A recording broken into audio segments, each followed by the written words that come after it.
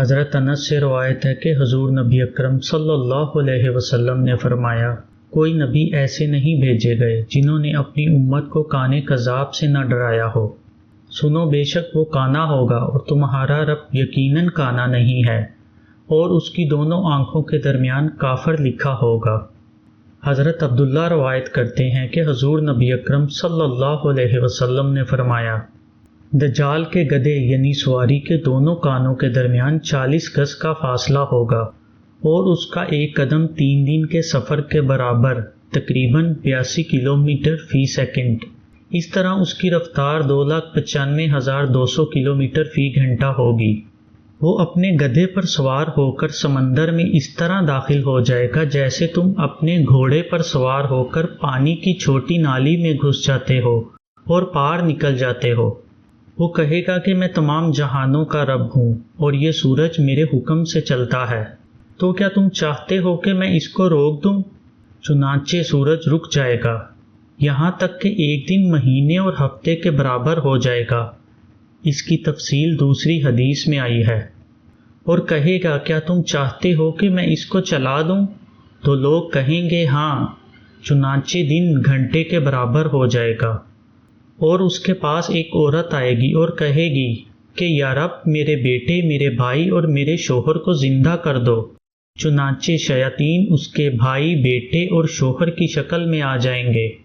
وہ عورت شیطان سے گلے لگے گی اور شیطان سے نکاح یعنی زنا کرے گی، اور لوگوں کے گھر شیاطین سے بھرے ہوئے ہوں گے۔ اس دجال کے پاس دیہاتی لوگ آئیں گے اور کہیں گے، اے رب، ہمارے لیے ہمارے اونٹوں اور ہماری بکریوں کو زندہ کر۔ تو شیاطین ان کو ان کے اونٹوں اور بکریوں کی مثل دے دیں گے، اور دجال کے ساتھ شوربے اور ہڈی والے گوشت کا پہاڑ ہوگا جو گرم ہوگا اور ٹھنڈا نہیں ہوگا، اور جاری نہر ہوگی، اور ایک پہاڑ باغات مراد پھل اور سبزی کا ہوگا، اور ایک پہاڑ آگ اور دھوئیں کا ہوگا۔ وہ کہے گا کہ یہ میری جنت ہے اور یہ میری جہنم ہے، اور یہ میرا کھانا ہے اور یہ پینے کی چیزیں ہیں۔ اور حضرت عیسیٰ علیہ السلام اس کے ساتھ ساتھ ہوں گے، جو لوگوں کو ڈرا رہے ہوں گے کہ یہ جھوٹا مسیح دجال ہے، اللہ اس پر لعنت کرے، اس سے بچو۔ اللہ تعالیٰ حضرت عیسیٰ علیہ السلام کو بہت پھرتی اور تیزی دیں گے جس تک دجال نہیں پہنچ پائے گا۔ سو جب دجال کہے گا میں سارے جہانوں کا رب ہوں، تو لوگ اس کو کہیں گے کہ تو جھوٹا ہے۔ اس پر حضرت عیسیٰ علیہ السلام کہیں گے، لوگوں نے سچ کہا۔ اس کے بعد حضرت عیسیٰ علیہ السلام مکہ کی طرف آئیں گے۔ وہاں وہ ایک بڑی ہستی کو پائیں گے تو پوچھیں گے، آپ کون ہیں؟ یہ دجال آپ تک پہنچ چکا ہے۔ تو وہ بڑی ہستی جواب دیں گے، میں میکائیل ہوں، اللہ نے مجھے دجال کو اپنے حرم سے دور رکھنے کے لیے بھیجا ہے۔ پھر حضرت عیسیٰ علیہ السلام مدینہ کی طرف آئیں گے، وہاں بھی ایک عظیم شخصیت کو پائیں گے۔ چنانچہ وہ پوچھیں گے کہ آپ کون ہیں؟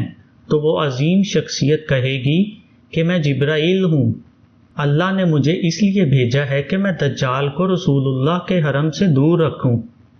اس کے بعد دجال مکہ کی طرف آئے گا، جب میکائیل کو دیکھے گا تو پیٹھ دکھا کر بھاگے گا اور حرم شریف میں داخل نہیں ہو سکے گا، البتہ زوردار چیخ مارے گا، جس کے نتیجے میں ہر منافق مرد عورت مکہ سے نکل کر اس کے پاس آ جائیں گے۔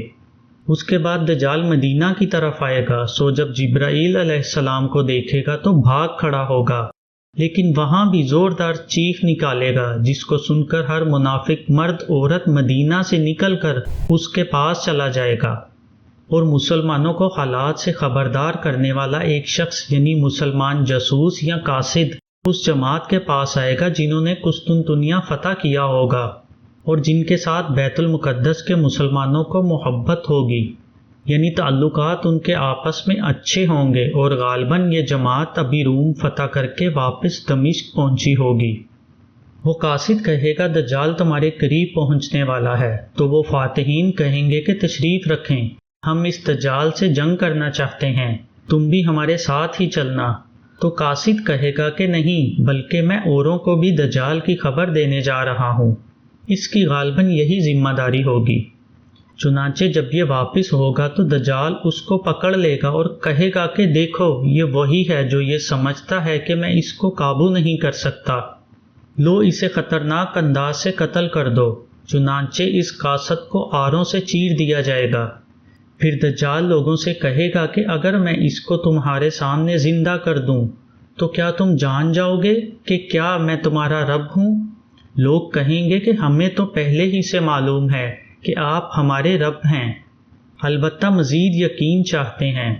لہٰذا دجال اس کو زندہ کر دے گا تو وہ اللہ کے حکم سے کھڑا ہو جائے گا۔ اللہ تعالیٰ دجال کو اس کے علاوہ کسی پر یہ قدرت نہیں دے گا کہ وہ اس کو مار کر زندہ کر دے۔ پھر دجال اس قاصد سے کہے گا کہ کیا میں نے تجھے مار کر زندہ نہیں کیا؟ لہٰذا میں تیرا رب ہوں۔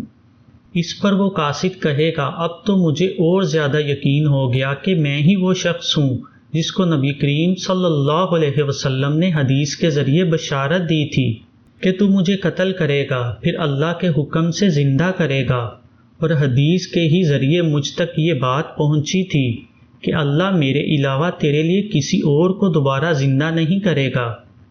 پھر اس ڈرانے والے قاصد کی کھال پر تانبے کی چادر چڑھا دی جائے گی، جس کی وجہ سے دجال کا کوئی ہتھیار اس پر اثر نہیں کرے گا، نہ تو تلوار کا وار، نہ ہی چھری کا، اور نہ ہی پتھر کا، کوئی چیز اس کو نقصان نہیں پہنچا سکے گی۔